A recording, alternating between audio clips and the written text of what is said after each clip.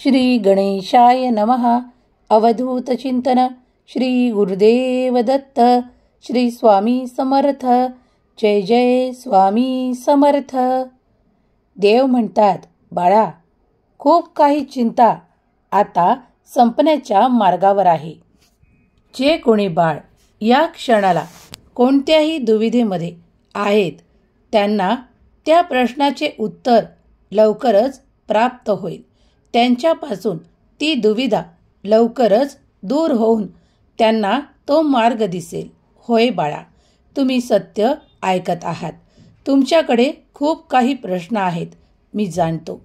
माझ्या आशीर्वादाने आणि चमत्काराने तुम्ही ते सर्व काही प्रश्न सोडवू शकाल. तुम्हाला त्याची उत्तरे लवकरच प्राप्त होतील. तुमच्यासाठी काही नवीन संधी चालून येणार आहेत. त्यासाठी तुम्ही सज्ज असावे अशी देव तुम्हाला आज्ञा करतात. देव म्हणतात, जो कोणी नाम जपाने आणि माझ्या स्मरणाने माझ्यापर्यंत येऊन ते काही मागू इच्छितो त्याला ते लवकरच प्राप्त होईल. चिंता करू नका आणि आपला वेळ कुठे निरर्थक जात आहे त्याकडे लक्ष द्या. जर तुम्ही हा मौल्यवान वेळ इतरत्र निरर्थक घालवला तर तुमच्या त्या कार्यासाठी तुम्हाला पुरेसा वेळ उपलब्ध होणार नाही. याची खात्री बाळगून तुमचा वेळ तुम्ही जिथे घालवत आहात तिथे घालवा. देव म्हणतात, जागरूक असणे प्रत्येक क्षणाला खूप आवश्यक आहे. आज जरी तुम्हाला त्या काळाची किंमत वाटत नाही आहे, पण पुढील 5 वर्षांमध्ये त्याचा विचार करा की हा वेळ कितीपर्यंत तुमचा व्यर्थ जात आहे.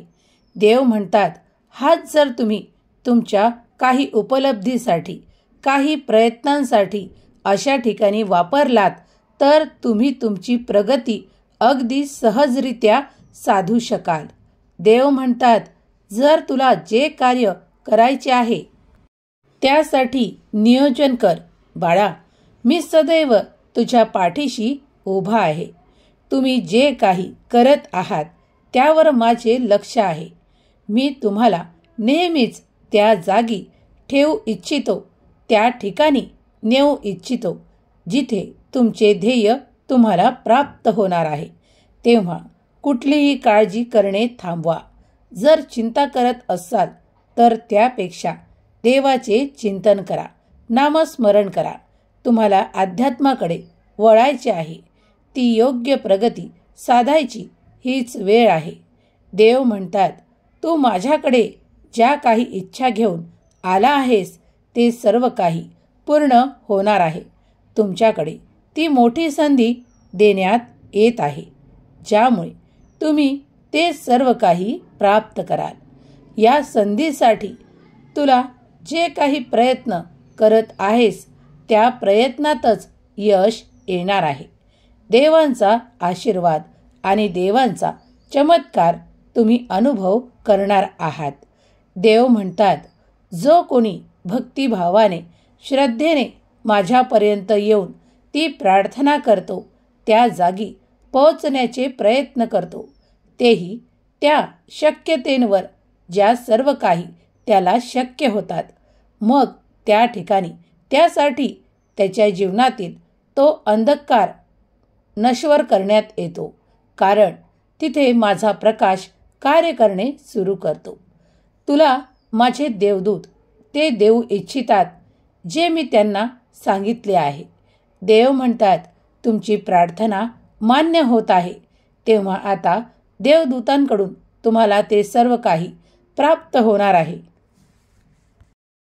असे मानू नका की तुमच्या ज्या काही इच्छा आहेत त्या जर उशिरा पूर्ण होत असतील, त्याला काही काळ लागत असेल तर धीर ठेवा, संयम बाळगा.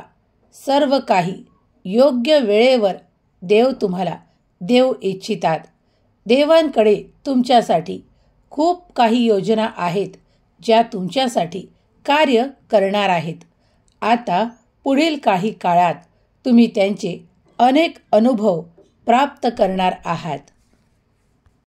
देवांजवळ जे कोणी त्या प्रेमासाठी खूप काही प्रार्थना करत आहेत त्यांना आज देव सांगू इच्छितात की तुमच्या त्या नात्याला आता अधिक घट्ट करण्यात येत आहे. जे तुम्हाला काही काळापर्यंत असे वाटत होते की ते आता राहणार नाही, ते आता टिकणार नाही, पण त्या ठिकाणी देव तुमची गाठ अगदी मजबूत बांधून तुमच्याकडे सोपवत आहेत. देवांचा आशीर्वाद निरंतर तुमच्यावर आहे. तुमचे ते प्रेम आणि तुमचे ते बंधन अगदी घट्ट होताना आणि तुमच्यात ते सुसंवाद होताना तुम्ही पाहणार आहात. ज्या ठिकाणी क्लेशाचे वातावरण होते, ज्या ठिकाणी खूप काही असे संघर्ष होते, ते आता देवांच्या आशीर्वादाने पुसल्या जात आहेत आणि त्या ठिकाणी देव प्रेम, आनंद आणि काही क्षण असे जे अविस्मरणीय असतील असे देऊ इच्छितात. ते फक्त तुमच्यासाठी. देव म्हणतात, बाळा, तुझ्या सर्व प्रश्नांची उत्तरे तुला हळूहळू करून मिळणार आहेत. तेव्हा धीर ठेव, संयम ठेव. जर तू एकाकी पडला असे तुला वाटत असेल तर ते चुकीचे ठरेल, कारण मी सदैव तुझ्या पाठीशी उभा आहे. तू जेव्हा कोणत्याही कारणासाठी काही प्रयत्न करतो आणि देवांकडे ते मागू इच्छितो, तेव्हा मी तुला ते मार्ग दाखवतो आणि त्यावर चालण्याचे ते खूप काही बळही प्रदान करतो. तेव्हा आता निश्चिंत रहा. तुम्ही ज्या कार्यांची सुरुवात केली आहे त्यातून तुम्हाला खूप काही असे धन प्राप्त होणार आहे ज्यासाठी तुम्ही माझी प्रार्थना केली आहे. देव म्हणतात, बाळा, तुझी हार मी निश्चित करू इच्छित नाही, कारण तुला विजयी बनवू इच्छिण्यासाठी मी तुझ्यापर्यंत आलो आहे. हा संदेशही त्यासाठी तुझ्यापर्यंत आला आहे की तू विजयी व्हावा, कारण तुम्ही केलेले प्रयत्न मी पाहत आहे, तुम्ही केलेले संघर्ष मी बघत आहे. तेव्हा आता चिंता नसावी. सर्व काही योग्य दिशेने सुरू आहे. सर्व काही व्यवस्थित होणार आहे. जे तुमच्यात दुरावा निर्माण करणारे काही असे चुकीचे गैरसमज पसरवणारे होते, ते आता तुमच्यापासून लांब करण्यात येत आहे. त्यांचे विचार अगदी तुमच्या विचारांच्या विरोधात आहे. त्यामुळे त्यांना देवांनी तुमच्यापासून दूर नेण्याचे ठरवले आहे. देव म्हणतात, माझ्या प्रिय बाळा, मी तुझ्यासाठी त्या प्रेमाचा वर्षाव करू इच्छितो. तुमचे आता नाते अगदी घट्ट होईल. त्यात आता कुणीही काहीही क्लेश उत्पन्न करू शकणार नाही, इतके ते घट्ट करण्यात येतील. तुमच्यासाठी देवी आशीर्वाद येत आहेत. तुम्ही देवांची खूप काही प्रार्थना केली आहे, त्यामुळे देव तुमच्यावर प्रसन्न होऊन ते सर्व काही आशीर्वाद तुम्हाला देत आहेत.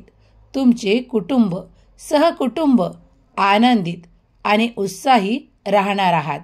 पुढील काही दिवसात तुम्ही असे आशीर्वाद चमत्कार प्राप्त करणार आहात जे आज तुम्हाला कधी विचारातही नाहीत, कारण ते एक माझा चमत्कार म्हणून तुम्ही प्राप्त करणार आहात.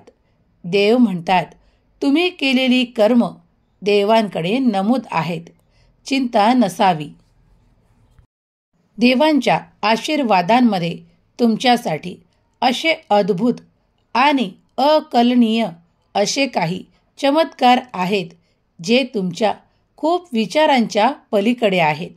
तेव्हा तुम्ही फक्त नामस्मरण करा. देवावर संपूर्ण विश्वास ठेवा. जे तुम्हाला हवे आहे ते तुम्हाला मार्गात प्राप्त होणार आहे. तुमच्या नात्यात तुम्ही ते प्रेम निर्माण करा. तुम्हाला जे काही हवे आहे त्यासाठी तुम्हीही प्रयत्न करा. जिथे कुणाची माफी मागण्याची वेळही असेल.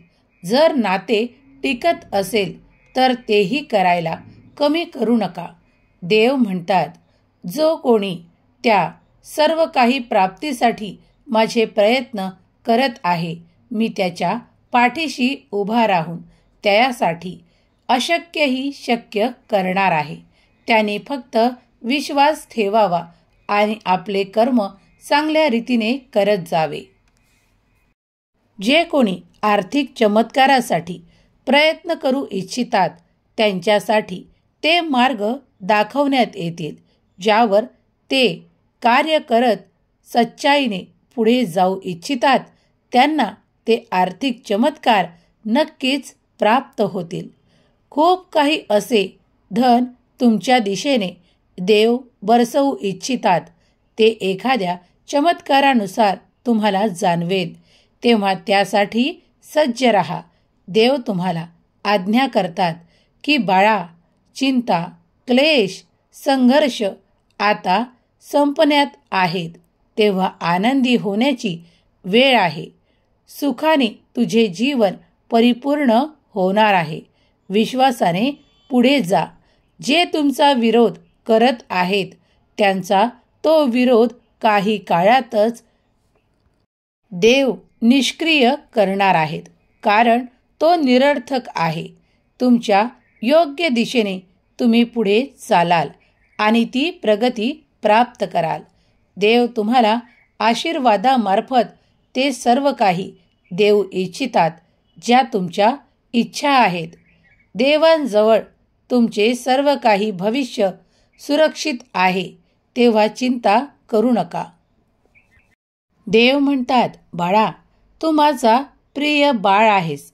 तेव्हा तुझ्या कल्पनेच्याही पलीकडे माझ्या काही योजना तुझ्यासाठी कार्य करत आहे. त्या योजना तुझ्यासाठी कार्य करणार आहेत. तेव्हा आता तू फक्त कर्म कर आणि निश्चिंत राहा. सर्व काही योग्य दिशेने तुला प्राप्त होईल. सुखी राहा बाळा, तुझे कल्याण होईल.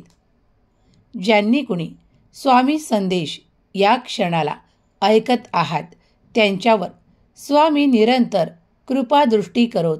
त्यांच्या प्रत्येक अडलेल्या कार्यांना स्वामी पूर्ण करोत. त्यांच्या कार्यातले ते अडथळे आणि ते संघर्ष कायमचे स्वामी दूर करोत. हीच स्वामी माऊली चरणी प्रार्थना. त्यांच्या जीवनात सुख, समृद्धी, आनंद, प्रगती, ऐश्वर्य चारी दिशांनी त्यांच्याकडे येवोत. हीच स्वामी माऊली चरणी प्रार्थना. श्री स्वामी समर्थ. जय जय स्वामी समर्थ. श्री स्वामी समर्थ. जय जय स्वामी समर्थ.